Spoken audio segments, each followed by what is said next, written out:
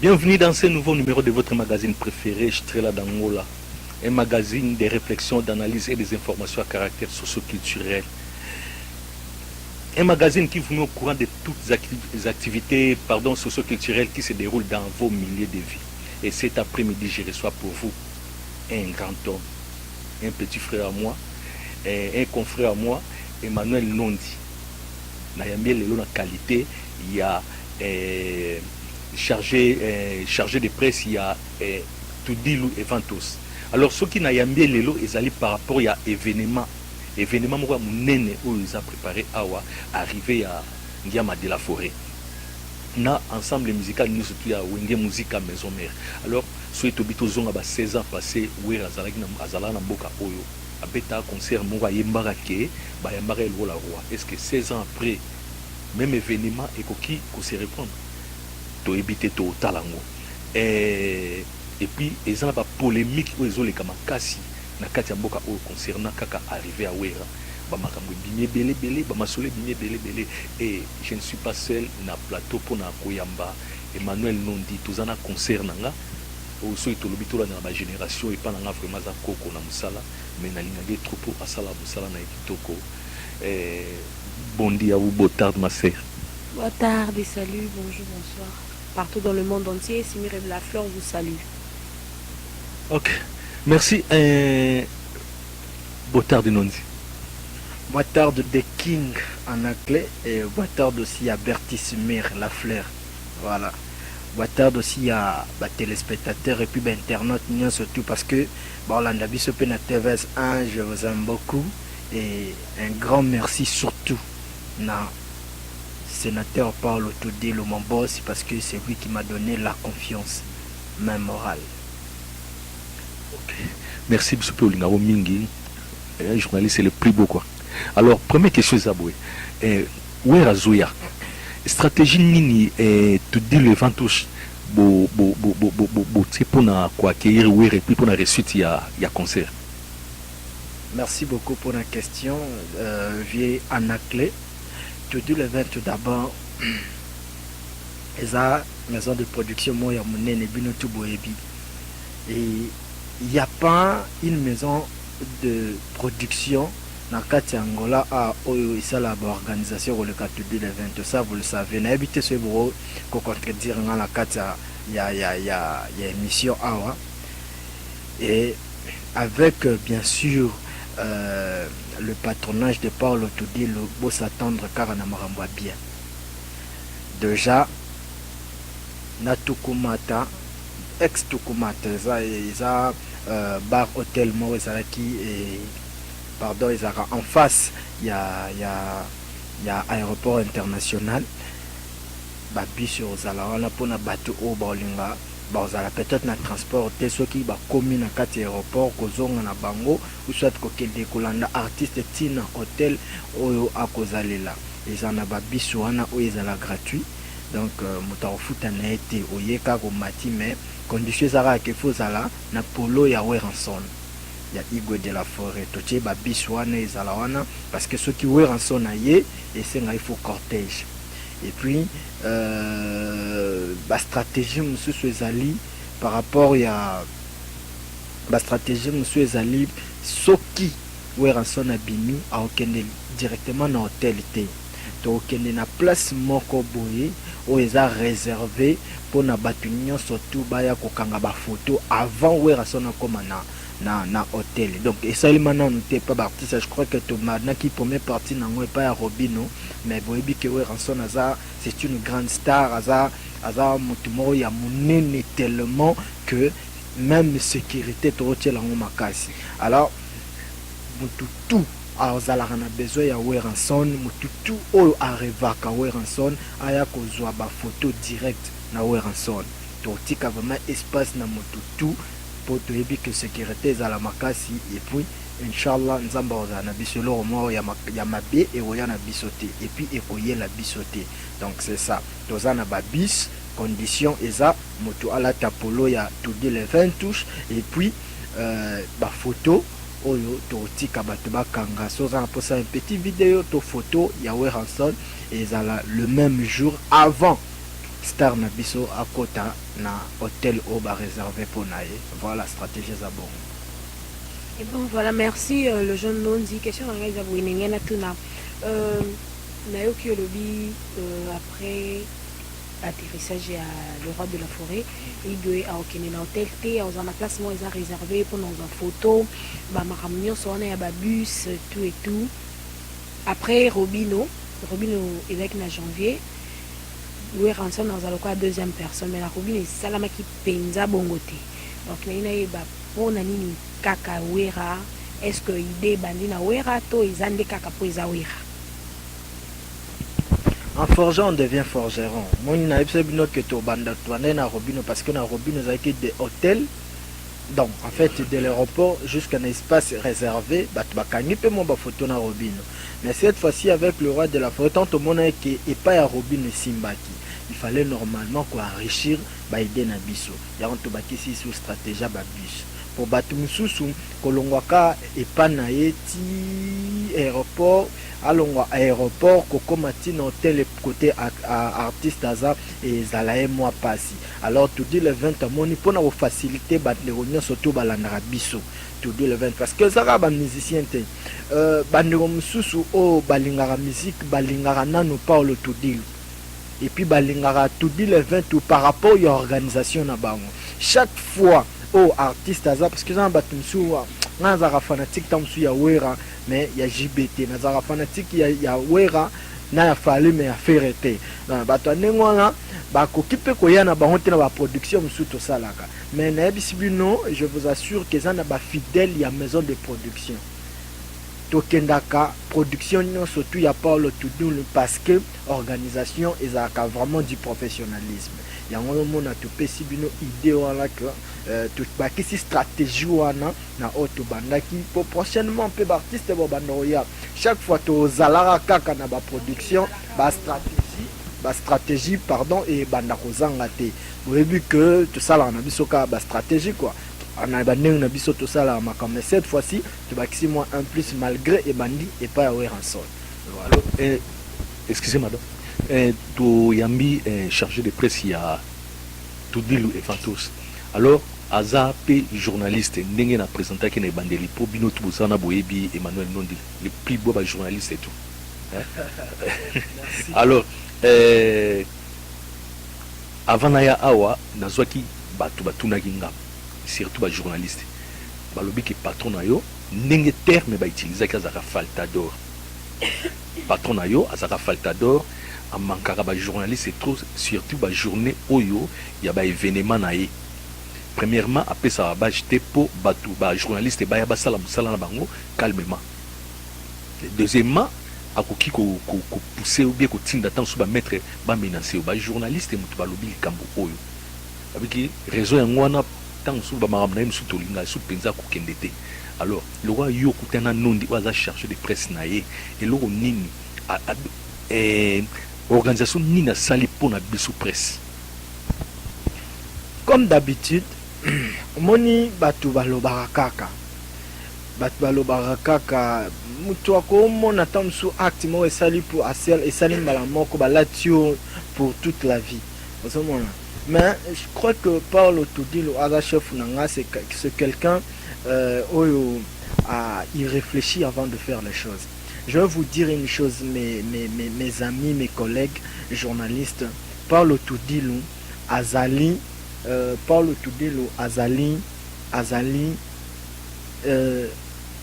facile à comprendre, mais difficile à manipuler. C'est pour comprendre Binoka Bongo. Moi je suis avec Paulo Tudilo, même avant à Nandima au travail à Paulo Tudilo. Je vous dis, mais pourquoi ça n'a pas, pourquoi ça n'a pas, pourquoi ça n'a pas. Mais ce que commis, foutara bien té. Pourquoi ça n'a pas, foutara bien té, pourquoi ça n'a pas. Donc il y a eu de pourquoi, c'est pas là ça n'a pas le tout dire. Mais aujourd'hui, baromi kolka, on ne va comme rival n'a pas Paulo Tudilo. Mais bah foutara raté. Ozomona ba futanga te ba makanga yi ba pesa nga valeur te mais pourquoi bona posa bozwa côté nga naza ce ba sala ngote donc tu vois batu balingara soki amoni ozana eloko malamu osala effort abotolo eloko malamu le corbeau le renard biso mpe totimba tosala biso bato wana te. Donc bobosana parle tudilu apesaka toujours bato valeur. Et puis ceux qui ezalaki que azalaka motu moko faltador nde booloba mais bamusicien mpe bayaka te. Mais souvent bébana ba musicien pareil à bébana na fali na province, pareil à bébana na fali na province, pareil à bébana na ferré na nani awa na nani na concert oya nani ya ngamba palanka ba benga nini Kapolo, pareil que bébana pe na héritier et ça va auto yuka, il paraît Gossip, c'est-à-dire il se murmure bah donc il y a pas quelqu'un au à côté les maloba qui na mona bato baloba kaka. Donc le roi molinga bo bebola tsamutu salité morobo beaucoup mission en réalité, c'est-à-dire moi je ne comprends pas le genre. Ngazarana nazara awa na kati mboka o mingi entourage na ngezara bato basala diamant na ba vesele manzombi oaza pure petiawera na zana ba boss laundry oaza directeur ya comptoir fidèle nazara na ba niseba mwela ozomona. Je crois que batandengo wana tangu tozalaka tobeta ba masolo baloba na ngaka eloko moko nondi ba makelele ya balabala yo ko considérer ngo troté yango ngape no yebisa bino na batu balobaka kaka bakotika koloba te batu misu ba créer histoire au monde ya lobby vraiment ndiri kamba solo et pas loba bino ke na sala ki wana so tali olandeli et bien atikala ozalate a créer ka po batu bayokai. Donc ce sont les onди moko boele kara autour ya batu bo ki pangote par le Toudi la benga abeba ina fali. Pourquoi fali pour panasina Atlantico abando borara par le Toudi? Pourquoi fallait arriver à Fali Bazaki chaque jour on en reste na Epixa na par le Toudi son ami ce babeba na pourquoi Bazaki ba camarade pourquoi ba continuer ko solo là ce babeba na faire pourquoi faire aya Kangola pourquoi faire aoya sous na production ya par le Toudi ce babeba na héritier pourquoi par le Toudi leur bête suka héritier pour babeba na déjà ce babeba na Kofi ndenge mo balo baraka mais Kofi a yé à combien de fois na production par le Toudi. Bon ce babeba na bango pourquoi ce qui y a babeba na bango pourquoi bandimaka ko ya sous na ba production na on a monopolisé vraiment Malobaté na tout na question moko. Revenons un peu à notre mouton. Biso ba journaliste vous préparez nini pour na biso pour l'événement. D'abord tous en conférence de presse. Tous en conférence de presse moi pour nous sa valeur na ba journaliste conférence de presse wana pour informer bino déjà date. Donc lobby déjà parti il y a lobby dimanche tous le 25 tous en barbecue après barbecue date mort il y a conférence de presse et osala et puis journaliste journaliste tous en marambo belé oyo il faut maison de production tout dit les 20 il faut ça là na ba journaliste mais toujours réclamer le moment toujours se préoccuper ne le moment ba journaliste belé na mboko baza ba sérieuxité. Bah journaliste belé na mboko baza netinani. Oh mais je peux pas citer les noms ici quand même non ça ils a problème te auto citer pour bailler toyeba non s'il vous plaît toti ko sala nayo émission moko ya ba konifwati alors ozaki otangaki moi quelques journalistes alors pourquoi pas toyeba pour les lelo ba obenga ba konifwati biso to batie biso na katia saki wana pourquoi toyeba ba oya mabete tout longola bango pe mo mopanzi. En tout cas, je suis dans la casquette d'un attaché de presse dans la Marambo maison ngeti dans la salle maison ngi permettre ngati na tanga ba kombo ya ba journaliste mususu awa na kati ngana tanga kombo ya boss nanga et puis na ba produit na biso. Là après na ngote.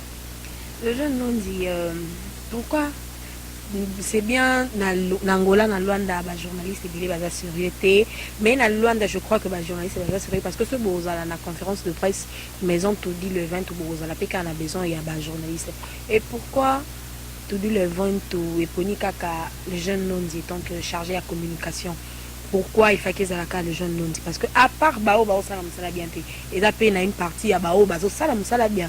Donc, ezaki nini bosolo là qui n'a tout dit l'auto moi il lo mo boy meka un peu expliquer biso. C'est moi qui suis mon kelikola wana po okende mbala moko. Est-ce que vraiment au promettre ba journaliste que ba ozoba bien na bon pour ça la musa facilement. Quelle est la question na ya poser. D'accord, merci beaucoup pour la question Berthe Smir. Je crois que JC Pharaon Mokonzi Angola Mobimba Yazarana Platini Moussada Baebi pourquoi parle tout de la Ponaenga. Maintenant, n'a quoi répondre de question par une autre question. Pourquoi Kaka il fallait Jean Laurent comme président de la République pendant le bâtiment sur tout bazar? Il y a des politiciens basés belé. Pourquoi quand Jean Laurent se n'est pas qui est président de la République? Bolanda biso pour répondre à la question oh ya nondi. Non non. Makambo ya Jean Laurent wana ezalaki a posé candidature donc à part IOP ezalaki na batonso ba poser candidature que bango pe bazana posa bazala chargé la communication tout dit le 20 to ba pona kinde yo to tout dit la pona ki yo to bozalaki belé na comprendre te. Sylvie papa la caméra ado mérité belge. Voilà, donc ça c'est Bertie Smir. Le jeune non diatique alors ça la candidature n'a tout dit le 28. C'était comment va retenir? Je vais vous expliquer. Batu balobaka mamba e baraté. Tout dit le 20 tout. Moi n'y parle tout dit. Chaque jour na Facebook na ye na téléphone na ye na WhatsApp les ba journalistes ba komi la raye. Ça soyez-en sûrs. Bah journaliste est belé. Sauf nga. L'exception confirme le règle. Bah journaliste est belé bah comme il a raille. Mingi bah na poste bas espace au place haut. Il y a chargé de presse, il y a le Jean Nondi. Moi je t'ai choisi. Nazaki Nasalaki nini confrontation te pa ya mutu. To nana batu moko po parlo ponanga monangai et puis à la nabe mission nangai à comprendre que ce petit c'est un intelligent, c'est un garçon intelligent, je suis beau et puis dans la bien petit popi on comprend que compter donc voilà. Non mais Paul Tudul il savait que je suis vraiment un travailleur. Parce que le travail n'a pas le tout dit les a nzakate. Yé morona na la la pongite. Au moins il fallait le bara. Na la la na sima batutu na la mokali boso batutu. Pas la zande ngwana. Il travaille tellement biso tous a un monde Congo kufi biso déjà na bureau. Yazo sala kaka devant ordinateur na yalo beta ba document na yoana tout. Alors répondre bino azo poser de ba question. C'est un bosseur tellement que pose à pemer na il faut ça ka bosseur. Mais à l'andela kinga, je crois que choix na ezara qui vrai en ça là soit le jeune non du pembe na parce qu'il savait que les jeunes non dit c'est un garçon qui bosse dur. Bota ba circonstance auto le kanango na ndenga ngola pendant longtemps vient na clé ebi leni to banda ba musala mais nazal le seul jeune oyo nazo tenir jusqu'aujourd'hui na maramba télévision o bato ba génération na ngato yaki bazawapi bazal soute o to bazali ba isima na o tu baya bazasiko baye na simana. Moi j'aime ça. Et si vous promettre penza bisoke, ba journaliste au Holanda OK, torozoa, torozana facilité, ya ko sala musala tan wera ko ya. Pour parler à faciliter ba journaliste té to sala. Makambu ya ba journaliste nya so tuzana maboko nanga. OK. Alors, yokate makambu ba journaliste tuzana maboko nanga.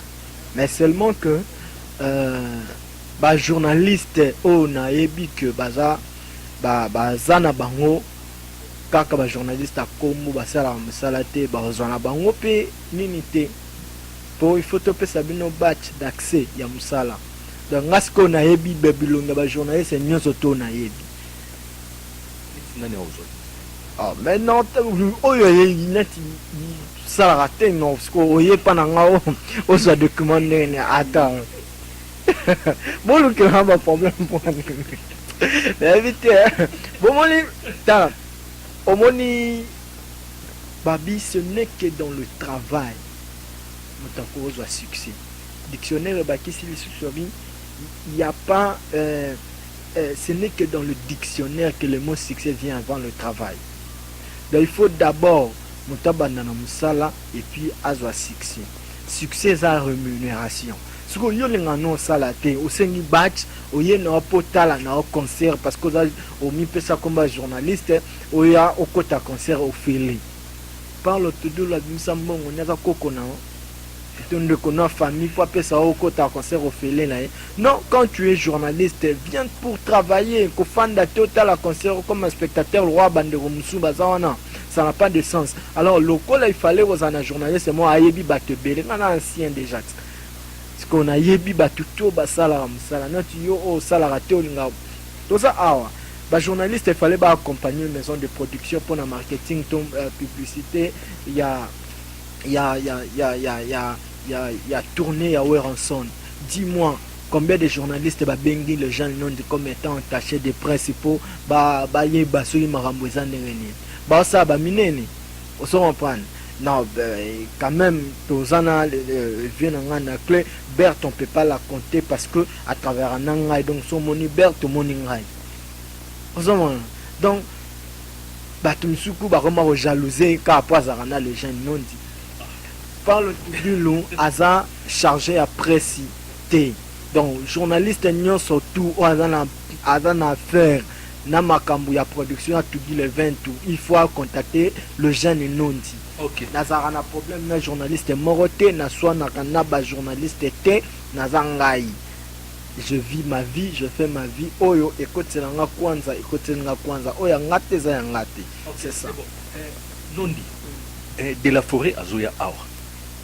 Ya balobi ke non eza kosila na ye po concert mo ezala pe quelque part o eza préparé ke non te po ndenge toyoki po tozalaki totiaki mo rabani tout ça balobi ke il faut ba silisa wera na Luanda oyokaki yango wera zuya olobini Weranson d'abord un Toko Kotake na babuzo bate parce que Weranson na musique à Congo à la légende. Maramo Weranson a sali na vie na ye.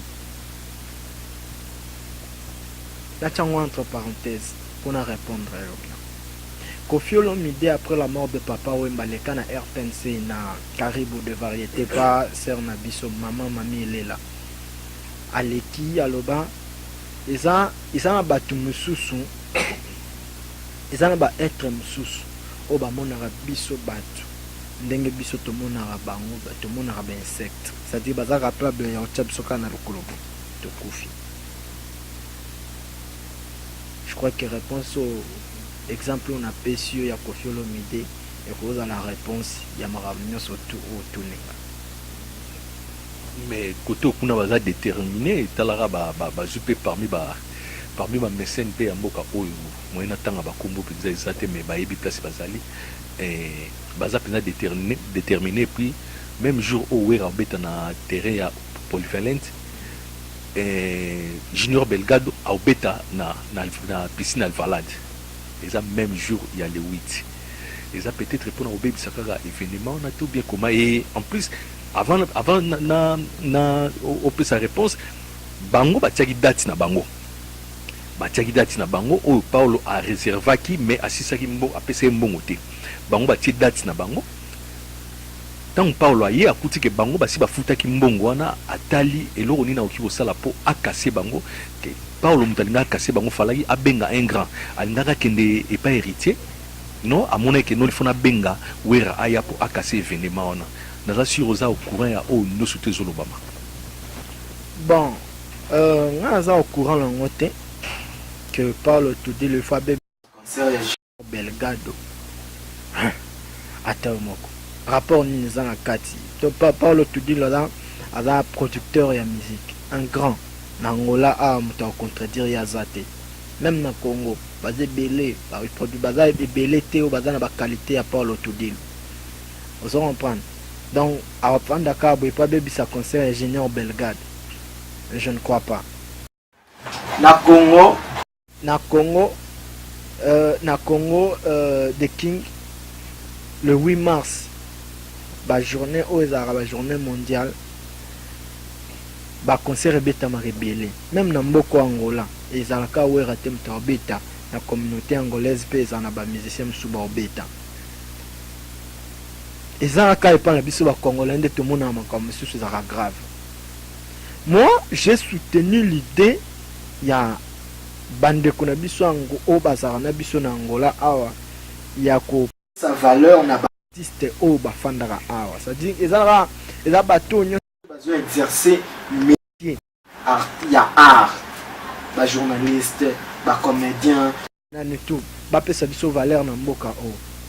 J'ai soutenu l'idée, mais mpona kokomisa yango polémique contre Weranson, c'est de l'imbécilité. De bato nyonso tout bazokanisa que production ya Belgado eza ko rivaliser production ya Weranson, wana komi buzoba ya makasi. Donc moi je peux pas tolérer en Pandaboué de traîner cette affaire.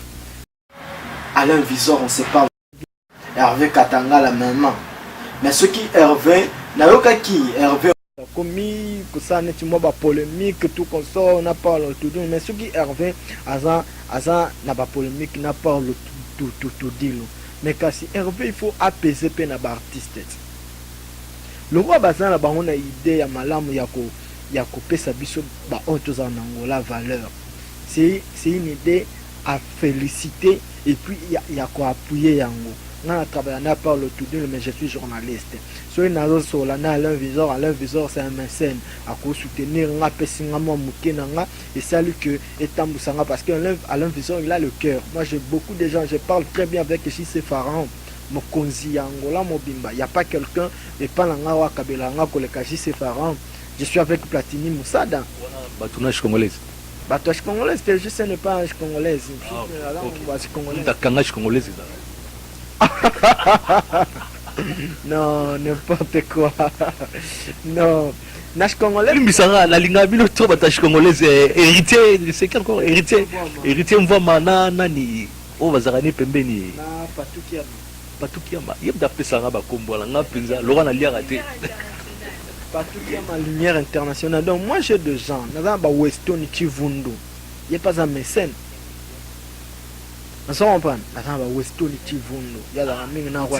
David Vungu vraiment David Vungu Muchoko ceux qui ngalatara vraiment David Vungu Muchoko Seigneur Balou le bourgeois partout qui a ma lumière ya lemba nazana ba ngana ba mécène nazana ba vieux Rocky da Silva Massamba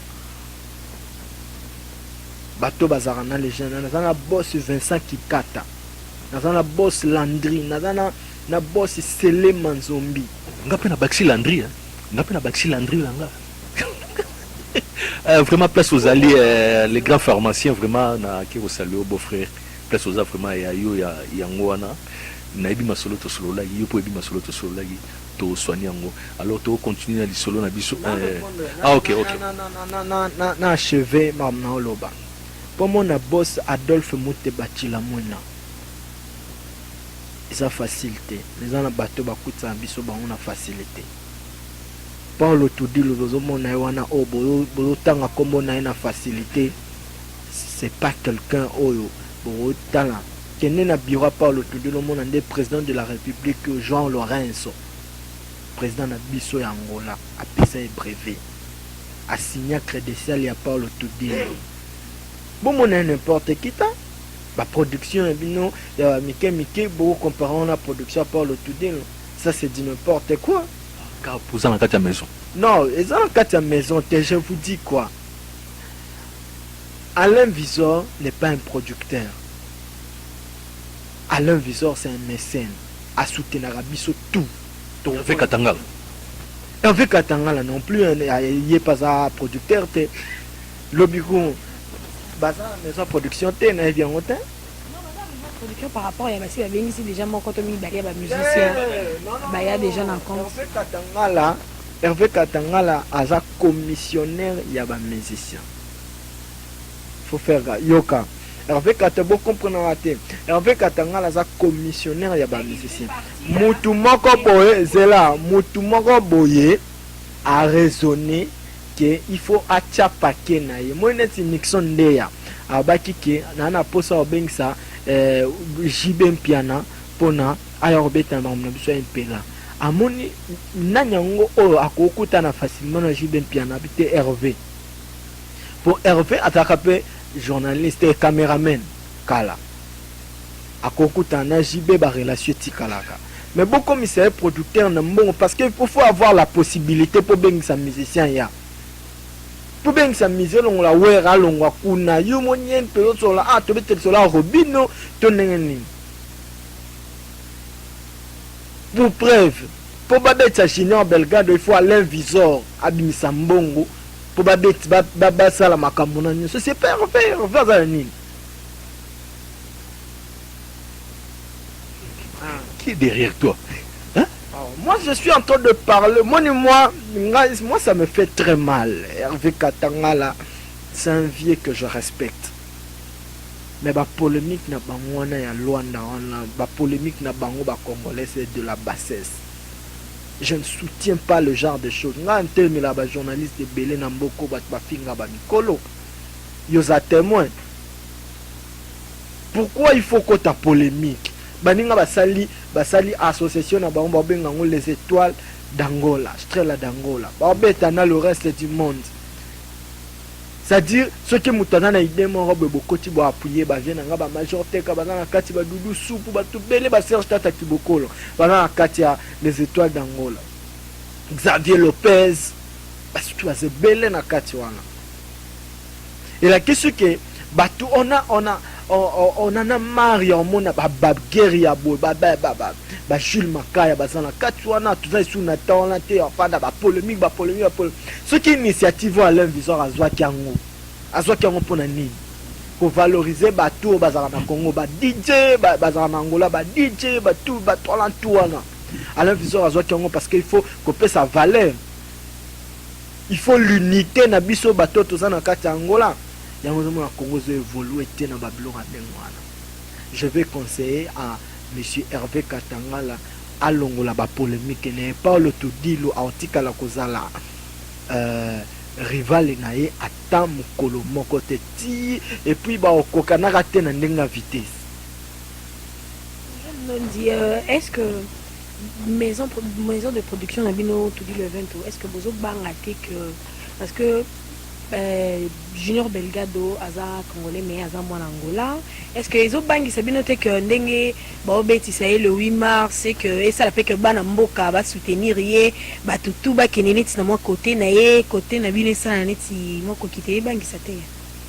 Premièrement Bert il faut l'on au moins non ya obanga changeons pour nous répondre. Il faut ça moi pour banga pour mamba Robin peut au mona ka bon malgré Robin azaki son rival genre en bétail moko mais et ça là qui ka neti mais il y a le roi de la forêt Junior Belgado beta ça qui neti nini parce que Ibrator pas beta et cancer le même jour c'est là Bert bato bayaki na concert ya Robino bino na Angola bondima ke Robino kokotsa batendengo wana na concert na piscine Alvalade boduta kit tout dit le 20 on parle tout dit no na sexe bino parle no za na makam na yi parle za musique bon, ça appelle la spiritualité. Hein?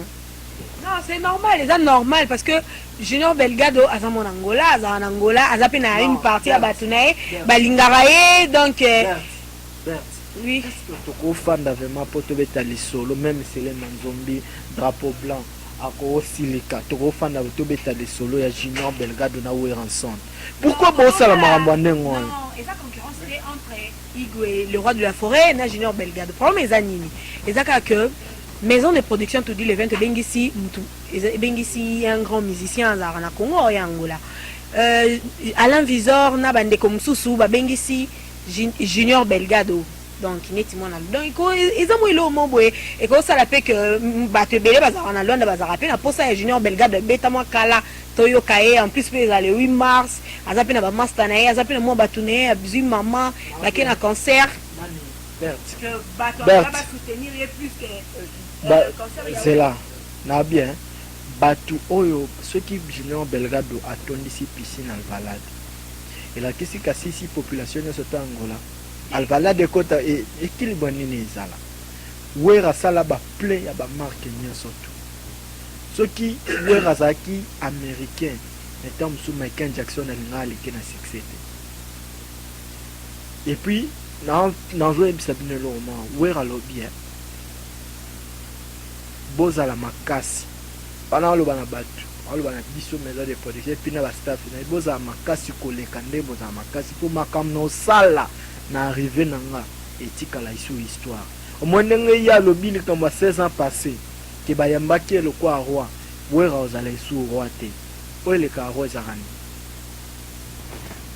Bon répondre bino bato Hollanda. Alors question na ngana na tuna boye Emmanuel Nondi arrivé à JB Awa parmi ba combo oyebimaki pourtant kende osala ba émission ba musicien ba ni tout ça ba kino Paulo Tudilo asekaki JB acholaki JB ndenge akotaki na nzela ya makolo nde to bengaka aki nzela ya kar après ko ya JB fali ba bengisaki na groupe oya ba mawete wana fallait avec nama musicien na tout na avion pas le système na ezalaka que no leader akoya yemoko ba musicien ba wanzila makolo est-ce que ils ont continué à l'eau que ba musicien ba wanzila makolo ou ba wanzila mutuka ba pire bango ba mécène o bazara abatina ba billet pour ba kota et puis place ta bango ko lala ezara souvent ba master na bango na ba mécène ya awa nde ba futi la bango ba place ya ba hôtel pour pas vraiment hôtel à luxe pour place ba kina rotia bango ezara vraiment na niveau na bango te.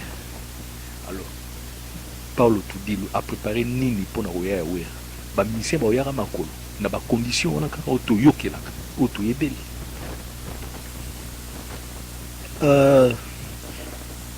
Fere aya mboka o na production ya Adolphe Moteba Chilamwina bayandene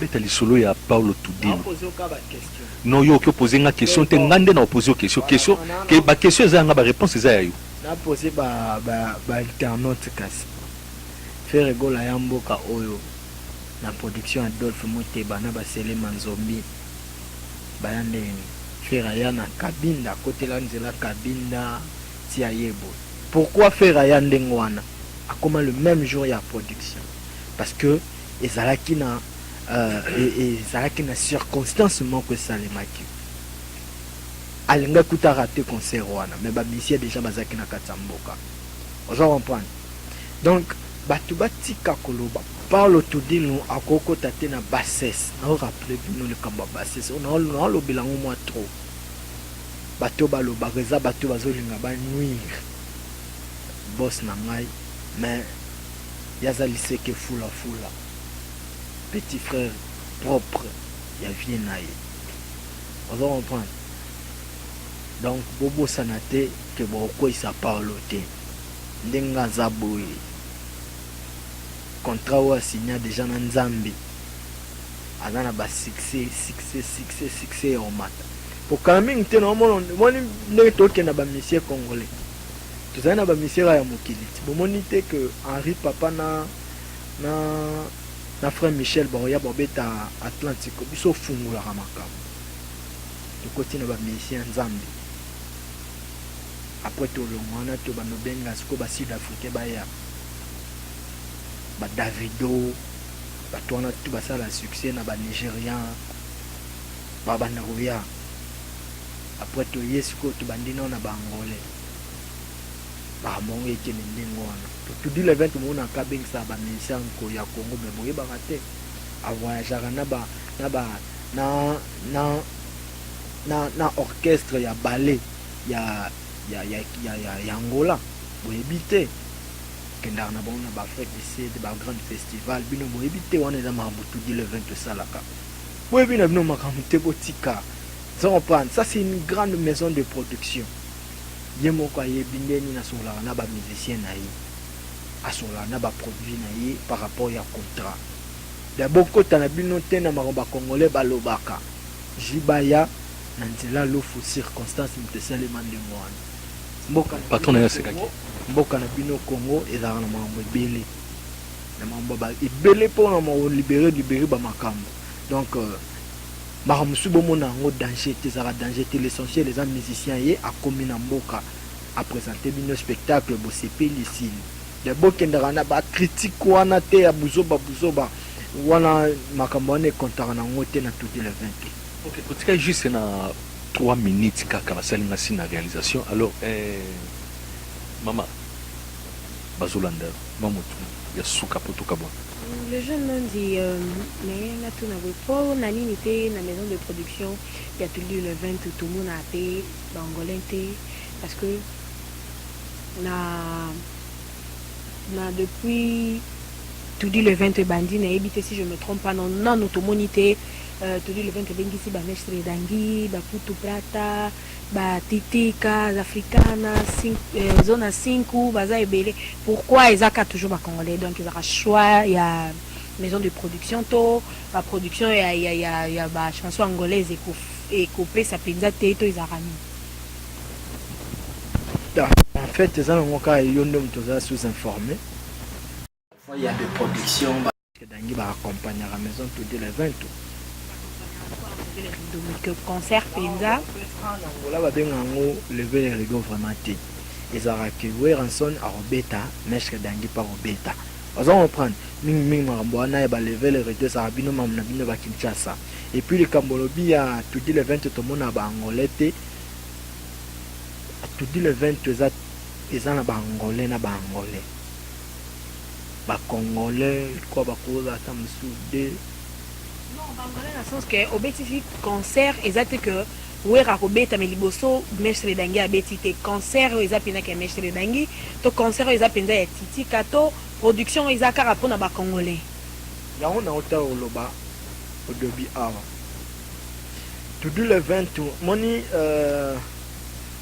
mutu oyo mutu atalaka information te ayeba te que to changer ministre ya information ba chetan msobo vous comprenez ils ont encore par rapport à l'information au bino communauté congolaise vous a intéressé parce que ça ma comme si Paulo sala la libanda ya makambu na bino bato ba communauté congolaise donc vous a informé na ngote mais sinon te ceux qui vont informé au moins que maison de production tout dit le 20 bengi et beti ça titika donc concert mobima titika ils ont que mutumo au beta mais titika na éviter ceux qui les king ont informé ça aussi au monde a déjà concert ndenge kaka baboyaka bango babosi oyo nde na koya nde baboyaka kopesa biso valeur bajournaliste nakendaka na ngai te alors donc toujours nde na koya po confrère na nga les jeunes non les plus beaux petit popi mpo nga pa popi alobi ke te baorganize babongisi mpo na biso na promettre te na oza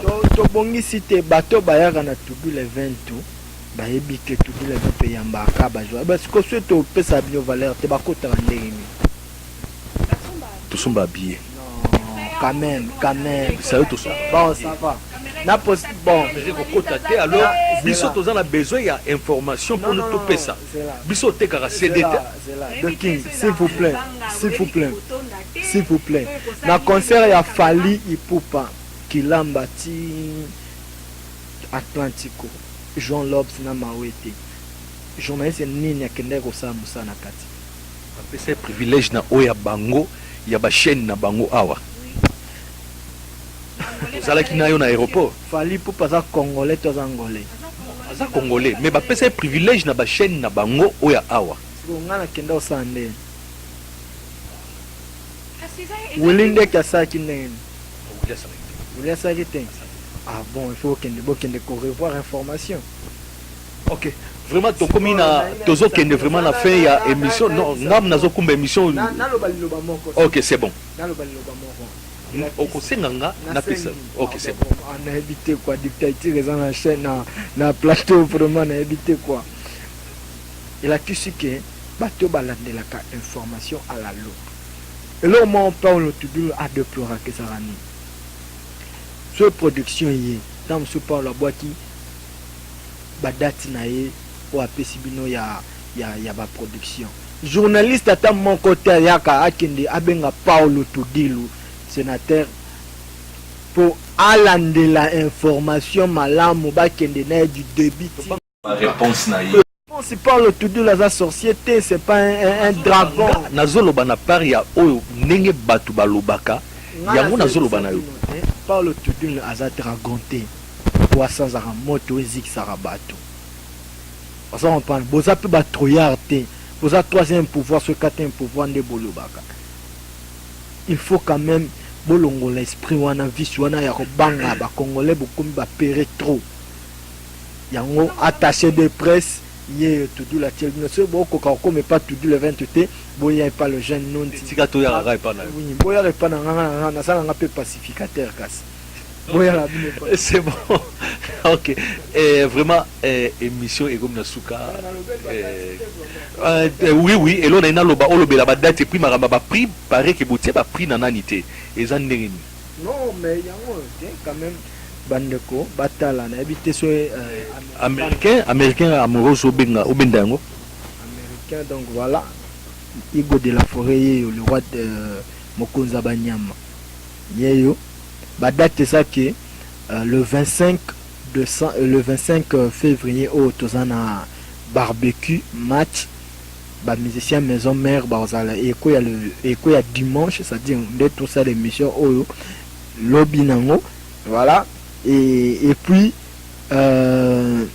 le 27 février Weranson est déjà à Zanabiso na kata Angola à quitter l'aéroport international bana maison mais on surtout na ba congolais tout bangolais ba tout ba lingara musique boya ko recevoir Igor le roi de la forêt et aussi la biso bien et puis production liboso eza le 2 mars Robeta na piscine alvalade Weranson Robeta wana alobi makambo osala kuna asala onante. Et puis côté assurance ba ke maison de production na biso ezalaka na sécurité malamu. Et puis côté décoration organisation tout ça na biso ni number 1 to wele la ngote. Après wana après piscine alvalade le 4 na le 8 to na Zaba na Palanka camp ya Zaba donc to beta Weranson beta wana le 4 na le 8 et puis to suki sa Weranson suki sa le 10 mars kuna nda obete la bana mabor à terrain à Mali, c'est na terrain à Mali. Donc voilà wana eza programme pour na le roi de la forêt. Bon prix ba prité. Non ba prix ezali piscine alvalade eza 3500 yango ba commune benga yo 3500 piscine alvalade un espace normal VIP bo benga Paulo Tudelo ou bobengi après mission bobengi na numéro na opesa bino bientôt là et au sala bino bien et ils ont en réservation hein?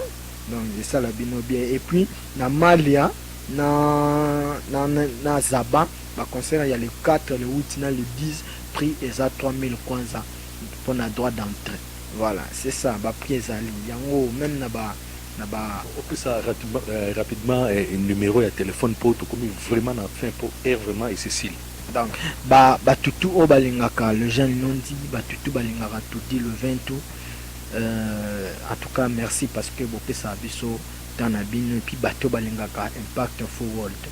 Nous avons besoin na cadre impact full world, nous avons besoin kaka ya ba appui ba sponsor oyo wakomona za na besoin vraiment oza mwana mwasi ozala na poto ozala kitoko ozala na posa baloba kombo na yo ozala na posa okota na contact na le jeune nondi benga ngai na 00244 936